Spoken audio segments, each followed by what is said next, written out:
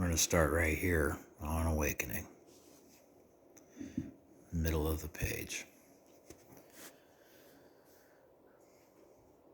So, on awakening, let us think about the 24 hours ahead.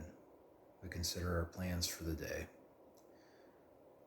Before we begin, we ask God to direct our thinking, especially asking that it be divorced from self-pity, dishonest, or self-seeking motives. Under these conditions, we can employ our mental faculties with assurance, for after all, God gave us brains to use. Our thought life will be placed on a much higher plane when our thinking is cleared of wrong motives. And I have done a small list, in here, made a little list for the day. Got to go to the store, got to go to work, make some money. I got some things outside that need some attention, and I'm going to a meeting later this evening. So,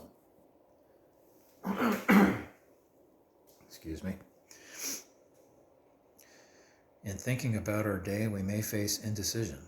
We may not be able to determine which course to take. Here we ask God for inspiration and intuitive thought or decision. We relax and take it easy. We don't struggle. We are often surprised how the right answers come after we've tried this for a while. What used to be the hunch or the occasional inspiration gradually becomes a working part of the mind. Being still inexperienced and having just made conscious contact with God, it is not probable that we are going to be inspired at all times. We might pay for this presumption in all sorts of absurd actions and ideas. Nevertheless, we find that our thinking will, as time passes, be more and more on the plane of inspiration. We come to rely upon it. We usually conclude the period of meditation with a prayer that we be shown all through the day what our next step is to be, that we be given whatever we need to take care of such problems. We ask especially for freedom from self-will and are careful to make no request for ourselves only. We may ask for ourselves, however, if others will be helped.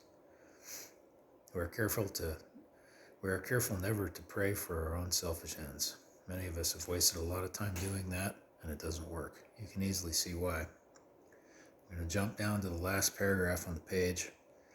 As we go through the day, we pause when agitated or doubtful and ask for the right thought or action.